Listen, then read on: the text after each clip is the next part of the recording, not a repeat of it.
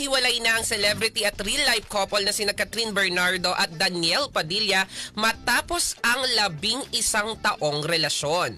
Chapter close. Ito ang panimulang caption ni Catherine sa kanyang Instagram post, kalakip ang litrato nila ni Daniel at ang madamdaming paliwanag niya kung ano talaga ang nangyari sa relasyon nila ni Daniel. Walang ibinigay na dahilan si Catherine sa kanilang hiwalayan ni Daniel pero inamin niya na ilang buwan na silang may problema. Sinubukan daw nilang ayusin pero tanggap na rin nilang hindi na nila kayang ibalik kung ano sila dati. Sa kabila ng lahat, sinabi ni Kat na mananatili ang respeto nila ni Daniel sa isa't isa.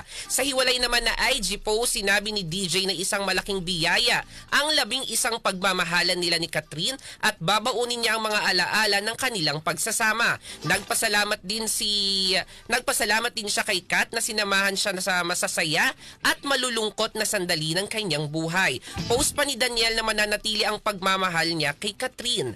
Pareho namang nagpasalamat ang dalawa sa patuloy na suportang ibinibigay ng fans sa Katniel habang pinoproseso nila ang kanilang paghihiwalay.